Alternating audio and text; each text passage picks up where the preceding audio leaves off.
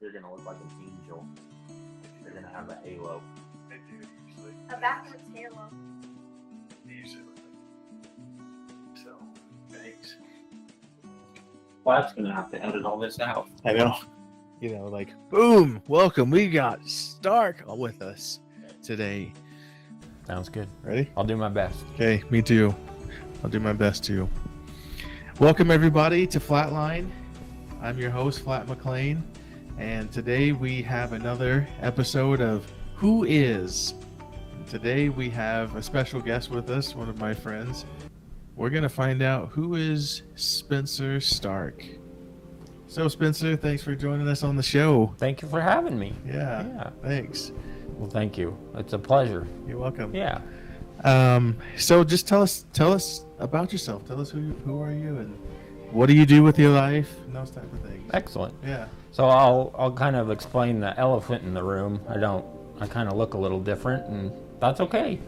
But I wear this eye patch. I just had a surgery about 3.5 months ago that caused paralysis on the entire right side of my face. So this eye patch helps my eye so it doesn't dry out because I can't blink. So I kind of had a tumor. I had a tumor on the facial nerve just behind the ear, and so the facial nerve controls this whole side of the face, and so hopefully it comes back. But for now, this is me. This is you. This is me. So, do you find that it's a little difficult to adjust to this new lifestyle, or is it something that it's it's funny, you take for granted things that just naturally work, like your face. It's hard to talk. You'll notice it's hard for me to say my F's because my mouth doesn't close and just things like that. Guess we don't have to worry about you swearing me out. That's true. Or it might sound weird. Oh, it just sound weird. Eating is difficult because, if you take too much of a drink, it will kind of leak out. But I don't know. Life is crazy. It's just, people always will say, man, so I've had a lot of other health problems in my life, and people will, mention like, you're crazy. Like, how do you do it? Yeah. And honestly, I think my motto in life is, I always tell people, everyone has crap in their life, like everybody. And this is my crap. You have different crap. That's true. It's just all garbage, We That's all true. go through things, and but it's all good. Life is good. I have three sons. I have a 10-year-old, a 6-year-old, and a 3-year-old, and they keep me busy. One's behind the camera, just kind of enjoying this production. Yeah. So thanks, Flatt. Yep. I didn't kick him out, so you're welcome. And then I have a beautiful wife who does just about everything. I work for a funeral home, so kind of own a little side business that I do through a funeral home, and also work for the funeral home doing computer type things. I make videos and programs for families going through loss, and I say that I was talking about my wife, just how she's stellar. When I went through this surgery, it was kind of the recovery's pretty difficult. They told me I'd be out for at least a month, which I was out for a month. But in prepping for the surgery, my wife and I were figuring out how we were gonna, pay the bills and all that fun stuff. And Right. so I taught my wife how to do my job, and she just is incredible. She did it and learned within just a couple weeks. She was on the ground running, and she helps out quite a bit even still. I'm back to work now, but she does quite a bit. That's awesome. Great, Yeah. So, Thanks for sharing that. Yeah. Do you consider her to be a valuable asset, not just that she's picked up the load for helping you pay the bills for the family and taking some of your responsibilities and work, but to you personally as a Oh yeah, individual? she's she's crucial. I was probably working, I don't know, everybody works hard. Everybody works more than they probably should. But yeah, I was working probably between 70 and 90 hours a week at the start of COVID. COVID kind of changed my job where we started live streaming funerals. You know, no one could come to funerals, and so it wasn't very big. Live streaming wasn't a big deal of live streaming funerals until COVID hit. Right. And so on top of my already 40-hour work week, live streaming came and added probably another 40-hour work week. And so I was kind of juggling both for, a year and a half. And so I knew kind of what it was like to do, 80, 90 hours a week. And then I was diagnosed with this tumor. It's called an acoustic neuroma. For those of you that want to, you won't want to, it's dumb. But yeah, it's a really rare tumor. The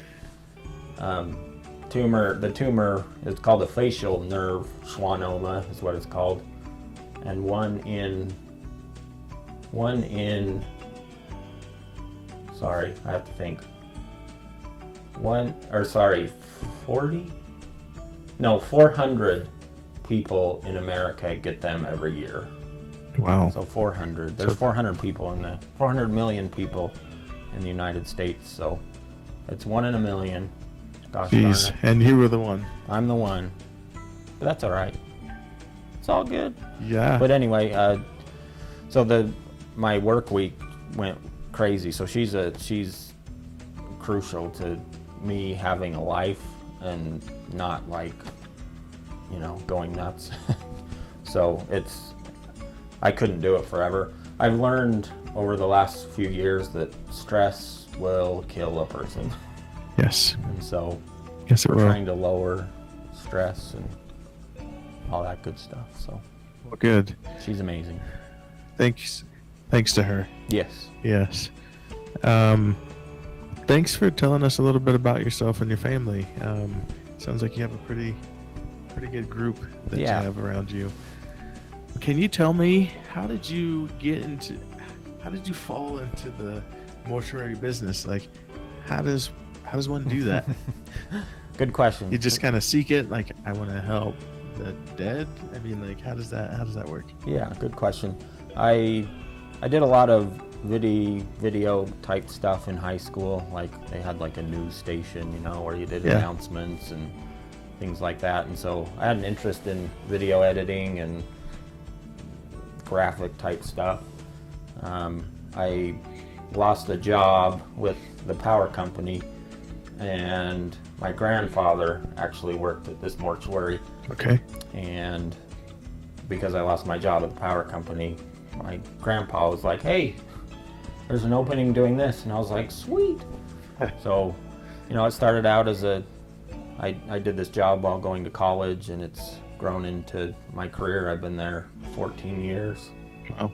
And don't plan on going anywhere. So, yeah, that's how I got into it. Usually it's kind of like a family type business. And so,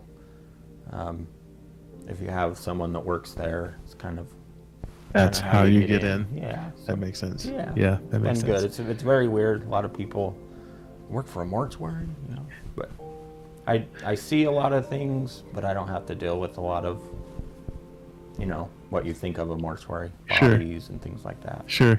I deal a lot with the grieving families, and that's rewarding and difficult and fun all at the same time. So. And speaking of challenges, what would you consider to be one of the most challenging experiences you've had in your life? And why would you say that was the most challenging, and kind of what was the outcomes of what happened? Yeah, I'll try to keep this short, but probably the biggest challenge that our family has experienced is, almost 4 years ago I was diagnosed with cancer, and it's a cancer that it's called neuroendocrine cancer. It's also very rare. My wife and I joke with each other that if something rare is going to happen, it's going to happen to this guy. But as far as the most difficult thing was being diagnosed with that cancer. It's a very slow growing cancer, which is a good thing. Yeah. So I feel completely normal. I'm not doing any therapy or chemotherapy or injections or treatments of any kind. Sure. But it's metastasized. It started in my intestines, and they got a bunch of the tumors out in my intestines, but because it's so slow growing, it usually is caught after it has metastasized, which means it's spread to other parts of the body, and it's not curable. So that's probably been the most difficult thing to like swallow, that you have that dreaded C word, Yeah. During that time, my wife was pregnant with our youngest, our 3-year-old now. So I was diagnosed in June, mid-June with this. Had surgery, and it was pretty intense. And then, let's see, so that was mid-June, and then our youngest son was born July 21st, so that's, 4 weeks, about 4 or 5 weeks. After my diagnosis, our youngest was born with under pretty terrible circumstances. He was born with the cord the cord came out first, and so the cord gets compressed, I guess is what you could say. So blood flow is stopped and oxygen is stopped. The doctor said that they've never seen a baby survive when this has happened at home and then you have to travel to the hospital. He said babies just don't make it. Yeah.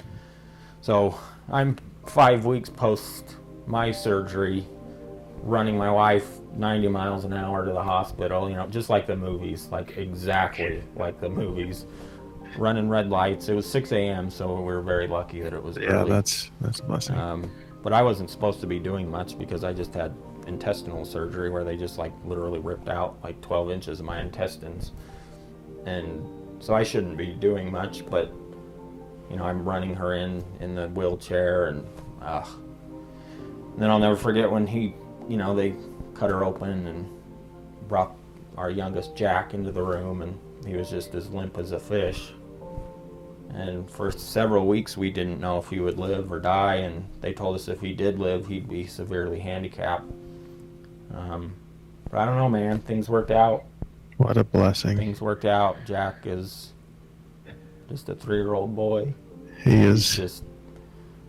He's wonderful. He's happy. He's just as normal as could be. But it was just kind of a wait and see game. They said he may be okay. He may not. And they said kind of the magic number was 2 and 2 years old. And so far so good. I mean, he's past that. Never know. So when you look at him, do you ever get those drawback feelings or flashbacks of those moments?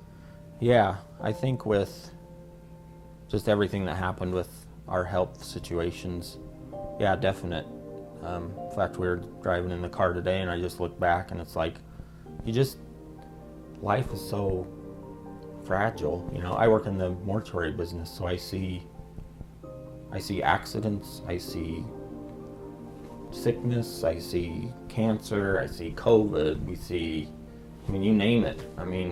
Little kids. It's just, life is just so precious. And if I were to say what I've learned in the last 3 or 4 years, it's just take advantage of life. Just enjoy your little kids, and if you don't have kids, enjoy the people you love, because you just never know. Yeah. You just never, ever know. And I don't do it perfectly. I yell at my kids, get frustrated. They don't eat their dinner. I get mad, Yep. But because of what I've been through, it's none of that matters. None of it matters. Doesn't matter. In 10 years, when my kids are grown and out of the house, I'm not going to remember that they didn't eat their lasagna for dinner. Yeah. But in the moment, it's so frustrating. But because of knowing that there could be an end before you want there to be an end. Does lasagna really matter? Nah, it doesn't. No. Go sledding with the kids out back, you know. So, I don't know. Life was crazy and try to enjoy it. I enjoy it. I try, but I fail almost every day, but then you try to remember to do better. Yeah. So, Well, I really appreciate you sharing that with us. yeah. Thank you. So now that we've talked about a challenging or one of the most challenging experiences, which I'm sure everyone has felt those feelings. I know I sure did, and I respect you and admire you for those things. So thank you. What would you consider to be your most rewarding? Ooh, most rewarding. Yeah.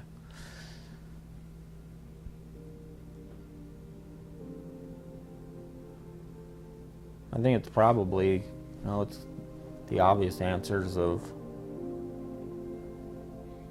having a family, like I got a stellar wife and 3 awesome kids. That would probably be the most rewarding thing.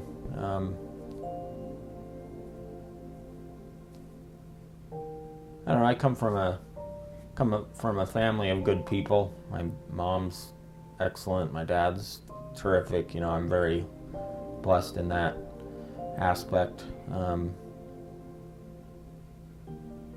But to be able to continue that, I think about other people that come from hard backgrounds and hard things like that. It's rough, and I'm very lucky to have a good family.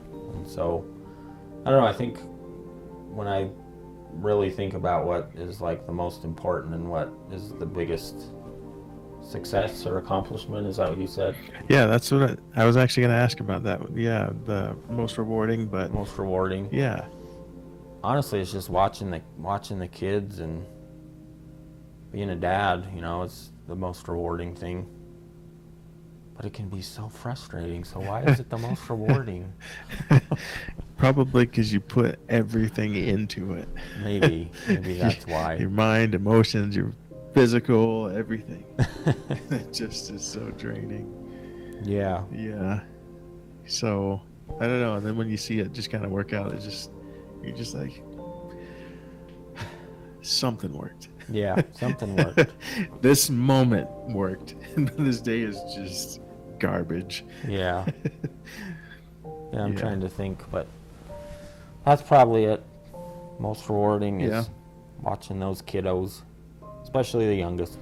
Yeah. I'm sorry, but he's just overcome so much from, not knowing if he was going to live or die for, a few weeks, watching him in the NICU and not knowing what's going to happen. So it made those, milestones like crawling and walking and talking and eating and drinking and just the little stuff just that much more rewarding. Yeah.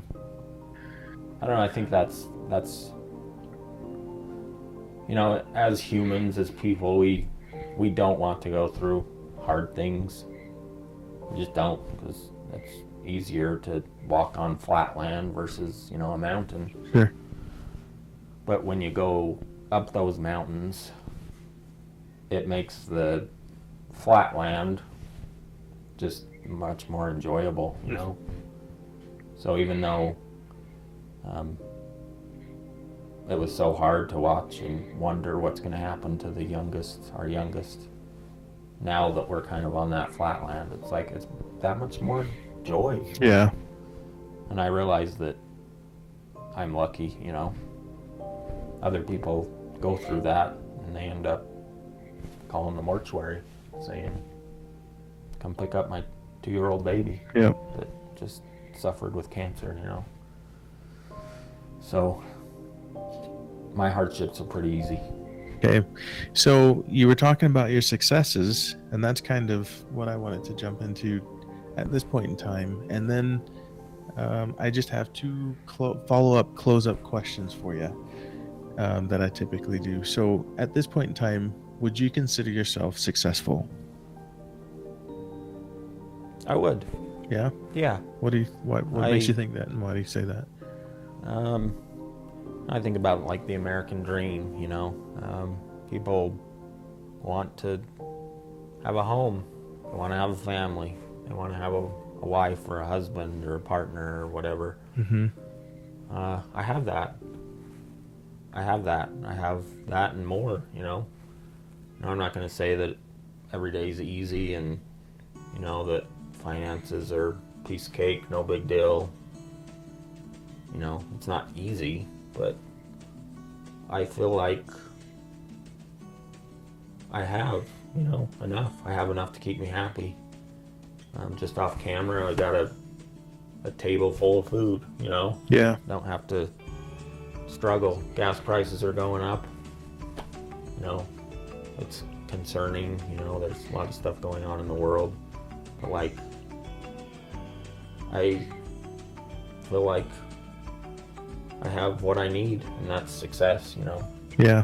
I don't have a yacht. I don't even have a boat to, go skiing on, or I don't have any, four-wheelers or like things like that. I mean, eventually I could probably get into something like that, but I have what I need, You don't need much. You need food on your table and people that love you, that are around you. I feel like I have that, so I'd say I'm successful. That's awesome. Yeah. I appreciate that. And you kind of see it in your family's faces whenever you just kind of look at them, and the way you talk to them and the way you interact with them, you can kind of see the success that you're talking about in them. So that's pleasant to watch. Oh, good. Yeah. So to wrap this up, I usually ask 2 questions, and generally it is towards you and towards the audience. And the questions that I ask is, what have you learned about yourself? And what do you hope that the audience learns from you or about you?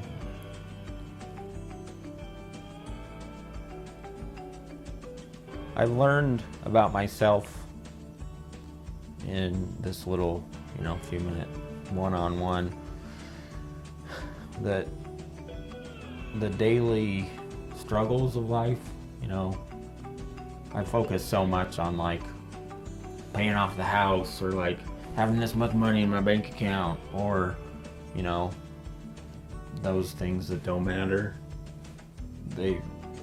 What you need to really think about in life is, putting all that stuff that happens while you're at work, and come home and really, be present. Yep. And that's one thing that I've learned as we've been talking and over the last, few years, is being present. It's so easy to pick up your phone, drown out the kids screaming, and just like not be present in your family's life. And I need to do a better job at that. Sure. So that's what I've learned. Okay. What do you hope that the audience learns about you or from you? I hope they learn that, honestly. Yeah. Honestly, I think it takes hardships in life to teach us things. I can't tell you the experiences I've had of being diagnosed with cancer and this weird tumor, like, to really take advantage of life. I can't teach you those things or tell you those things and have you actually like absorb it. I think to an extent you can. Sure. But look at like your hardships in life, whatever it might be. Maybe you struggle to pay the electric bill, or maybe you have your own unique sets of challenges health-wise or financially, or anxiety, depression. Take those things and let them like make you a better person. My hardships have made me a better person. So yeah, I think we all experience different things in life. Look at those things in your own life and don't let them bring you down. Let them like catapult you into something better. because it will and it can, but it can also do the opposite. Sure. You know. Yep. You know, you can let these things just pummel you to the ground, but it doesn't have to. It can make you a better person. So that's what I'd hope people would learn.